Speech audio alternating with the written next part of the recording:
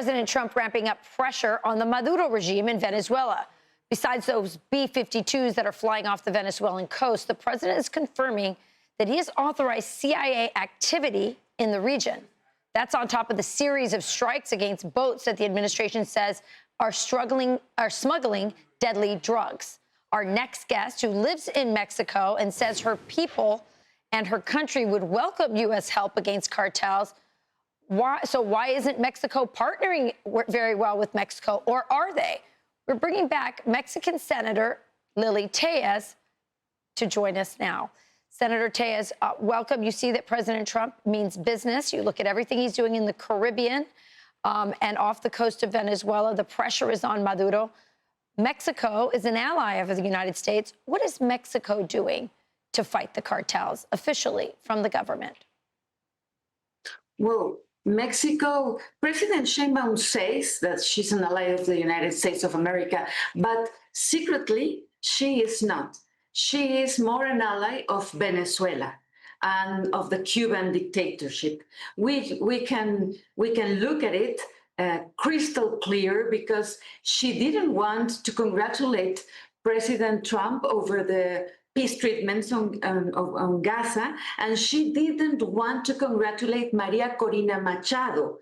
She didn't want to comment anything about it because she backs up the Venezuela's regime. So the Mexican government is very worried about the United States trying to get to the Venezuelan cartels. And we Mexicans are very worried about this from Claudia Sheinbaum. She just said that she's not going to the America Summit precisely because Venezuela, Cuba, and Nicaragua, these dictatorships were not invited. So she's not going because they are not invited. That's crystal clear that she backs Venezuela, Cuba, and Nicaragua. She's a leftist. And even in the last 7 years, the Mexican government has given millions of oil barrels to Cuba worth $4 billion. So the Cuban dictatorship is alive because of the Mexican help.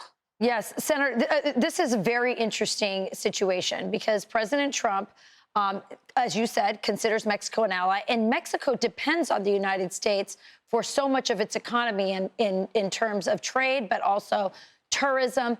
The cartels are rampant. You have come on this network and said that it is a narco state, Mexico.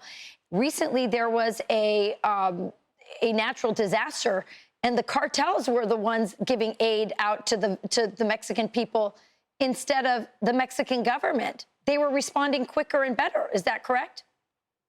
Yes, that is correct.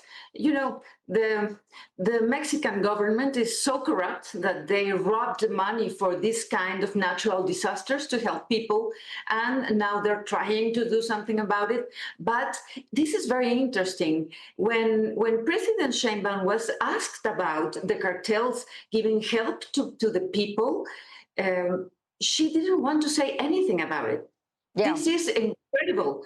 It's incredible. And I think the world must know, and our American associates, the United States must know that they should look at what the Mexican government is doing, not saying. Because Sheinbaum and her politics says that they want this alliance and they're trying to make these negotiations for the trade treaty. But at the same time, they are helping the dictatorships of Latin America, and most of the Mexicans, we do not support that.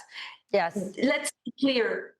This President Sheinbaum wants Mexico to be the next Venezuela, and now she cannot deny it. We can see as we are testifying the things that the Mexican government is doing. So in the next negotiations of the North American trade between Mexico and the United States, I think there shall be straight negotiations between us countries where there is a very clear commitment to democracy border security, and zero tolerance to the dictatorships.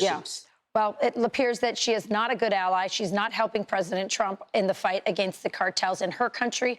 And she's an ally of Nicolás Maduro at the same time that President Trump is trying to put the pressure on him to leave that country. Thank you so much, Senator Téllez.